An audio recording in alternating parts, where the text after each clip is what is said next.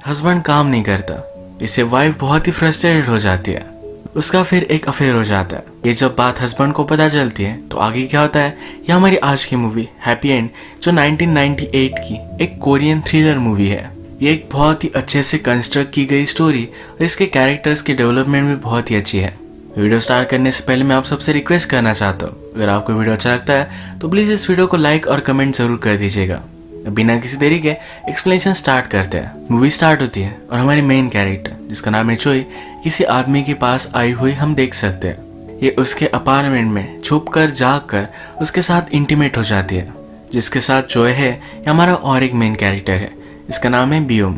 Intimate होते वक्त बियोम उससे कहता है मैं तुम्हें कभी भी भुला नहीं सकता। वो अकेला रहता है जो उसे पसंद नहीं है।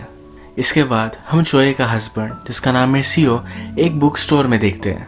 बुक स्टोर इससे कंप्लेंट कर रहा था कि बुक स्टोर है, कोई लाइब्रेरी नहीं है। हमेशा सीओ यहाँ आकर बुक पढ़ता है और वैसे ही चला जाता है, कभी कोई बुक बाय नहीं करता। वो जो बुक पढ़ रहा था उसे पसंद नहीं आई। ओनर से कहता है कि एक मिस्ट्री है, उसे रोमांस नॉवेल पसंद है। रोमांस में भी इस तरीके के नॉवेल जो आदमी को रुला कर छोड़े।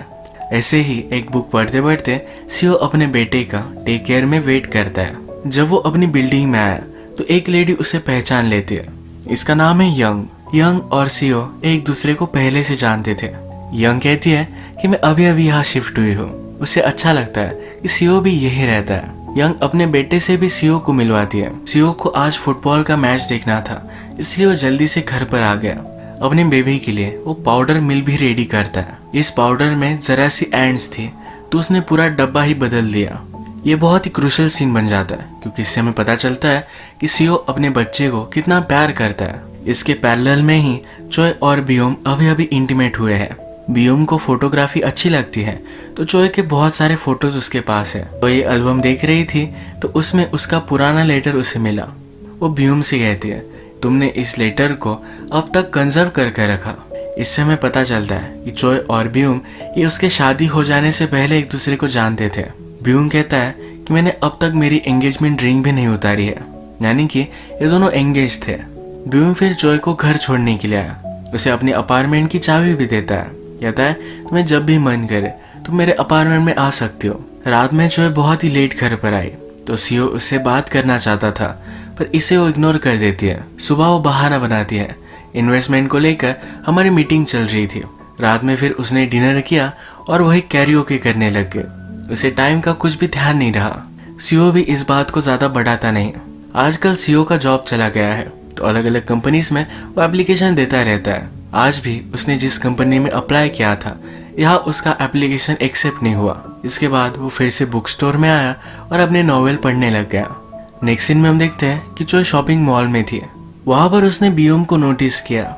उसे वो इग्नोर कर वहां से चली जाती है। रात में चोय बेबी को लेकर घर पर आए। सीओ टीवी देख रहा था तो सीओ से कहती है कि अगर तुम फ्री थे तो बेबी को जाकर तुम्हें लेकर आना चाहिए था। सीओ इस पर ज्यादा ध्यान नहीं देता। घर पर एक कॉल आता है जो सीओ पिकअप करता है पर आगे से कोई आंसर नहीं कर रहा। यहाँ पर चोय को लगता है कि उसे बियोम कॉल कर रहा था। टीवी पर एक हार्ट ब्रेकिंग शो चल रहा था तो सीओ इस पर बहुत रोता है। चोय को अकेले ही बेबी को संभालना पड़ रहा था तो इस पर वो चिढ़ गई। वो कहती है कि तुम बेबी का ध्यान क्यों नहीं रख सकते, उसे आज काम करना था। फिर से एक कॉल आया और ये कॉल सीओ के लिए यंग ने किया था। यंग भी यही टीवी शो देख रही थी। कहती है कि कितना हार्ट ब्रेकिंग है। सीओ से कहता है कि बात करने के लिए एक बैड टाइमिंग है। चोय सीओ को कहती है कि तुम एक्सपेक्ट करते हो कि मैं बाहर जाऊँ काम करूँ तो तुम्हें भी घर का ख्याल रखना चाहिए। तुम्हें तो नॉर्मल चीजें कि वेजिटेबल कहाँ फ्रेश मिलती है ये भी पता नहीं होता। तुम अपने जॉब के लिए भी अप्लाई नहीं करते, हमेशा बुक स्टोर में जाकर बुक्स पढ़ते रहते हो। इस पर सीओ बहुत गुस्सा हो गया। वो पार्किंग में आकर सब गुस्सा अपने गाड़ी की मैट्स पर निकाल देता है। इससे गाड़ी की साफ सफाई भी हो जाती है। यहाँ पर वो गाड़ी में एक रिसिप्ट नोटिस करता है। ये उसके लिए जरा अजीब है। एक दिन चोय जब अपने ऑफिस में थी तो उसे मिलने के लिए बियोम आया। ये हैंग आउट कर रहे थे तभी सीओ भी वहां आ गया। जाओ फिर इन दोनों को एक दूसरे से मिलवा देती है। वो सीओ से कहती है कि बियोन हमारा वेब डेवलपर है।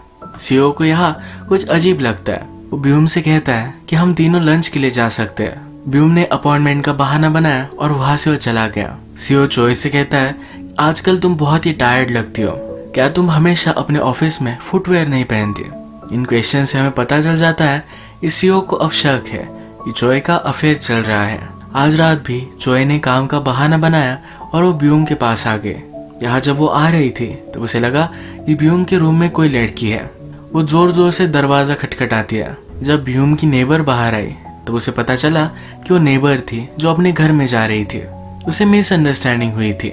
ये आज रात फिर से ब्यूम के साथ इंटीमेट हो जाती है। सीओ को शक तो है ही, तो चियो को लेकर वो जरा इन्वेस्टिगेशन करने लगता है। आज रात जब चोय ब्यूम के साथ थी तो उसने नोटिस किया कि ब्यूम ने उसके लिए एक्स्ट्रा टूथपेस्ट लाया हुआ है। इस चीज से वो गुस्सा हो जाती है। वो चाहती है कि ब्यूम और उसमें कोई भी कमिटमेंट ना रहे। इस बात को लेकर उसने ब्यूम को कन्फ्रंट किया। ब्यूम कहता है कि अगर तुम नहीं चाहती तो मैं नहीं करूंगा। ब्यूम कहता है कि ज्यादा कुछ भी बड़ी बात नहीं है। चोय कहती है कि मैं फिर से तुम्हारी फीलिंग्स हर्ट नहीं करना चाहती। वो उसके साथ उसकी जो अरेंजमेंट है यही कंटिन्यू करना चाहती है, कुछ भी सीरियस नहीं चाहती। इसके बाद हम देखते हैं कि सीओ को फाइनली चाओ और ब्यूम के बारे में पता चल चुका है।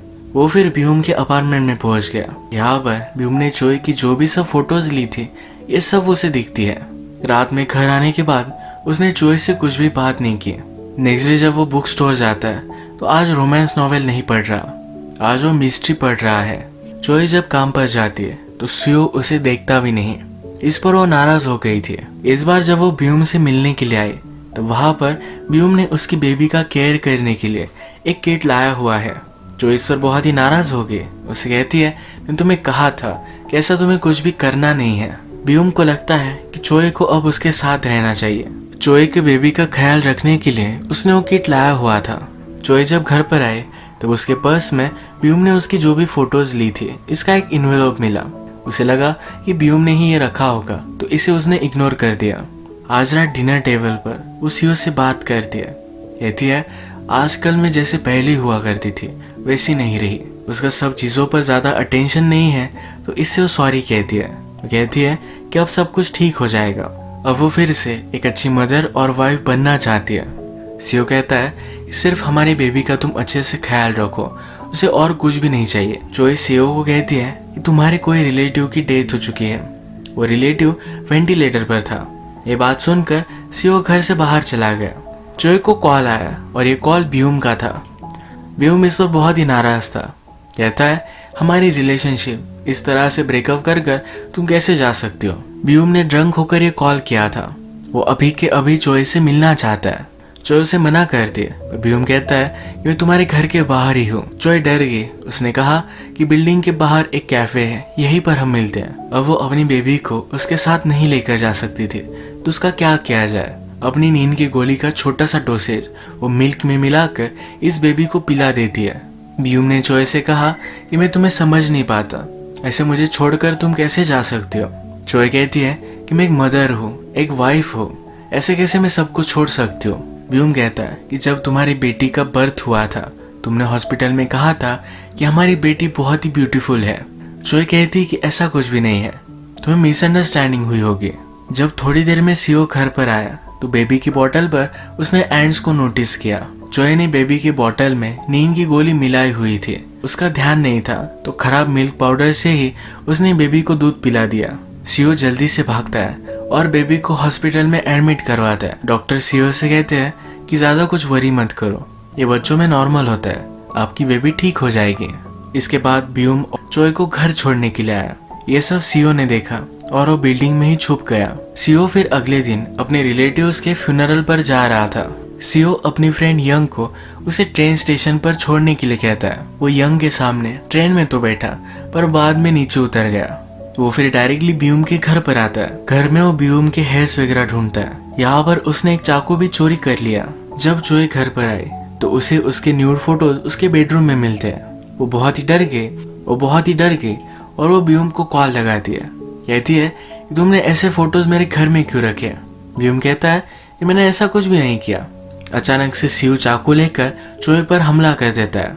बहुत ही वायलेंटली उसने उसे मार डाला। सीओ फिर ट्रेन से फिर से ट्रैवल करके आता है।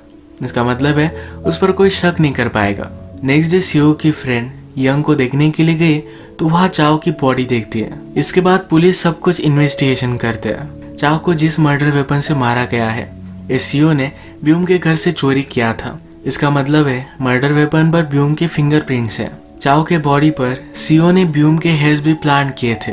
इसी वजह से ब्यूम इस मर्डर में फंस जाता है। इसके बाद ब्यूम को सजा होके और थोड़े दिन बाद सीओ फिर से घर में रहने लगता है। अपने घर का, अपनी बेबी का अच्छा सा ख्याल रखता है। वो बाथरूम में गया, चाओ के उसने फोटोज देखे तो बहुत रोता है। वो उसे फिर से याद नहीं करना चाहता, तो उसकी सब पिक्चर्स वो जला देता है। वो चाओ से बहुत ही प्यार करता था, तो उससे अनफेथफुल थी, उससे रहा नहीं गया। उसने फाइनली ब्यूम से रिवेंज भी ले लिया। इसी तरीके से एक बहुत ही हार्ट ब्रेकिंग लव और रिवेंज की स्टोरी खत्म हो जाती है। अगर आपको वीडियो अच्छा लगा तो प्लीज़ इस वीडियो को लाइक कर दीजिएगा। मैं बहुत सारी मूवीज़ लेकर आता रहता हूँ, तो प्लीज़ इस चैनल को सब्सक्राइब भी कर दीजिए और बेल नोटिफिकेशन आइकॉन दबाना मत भूलिएगा। हम फिर से मिलेंगे और एक नई मूवी के साथ। तब तक के लिए थैंक यू और आप अपने आप का ख्याल रखिए।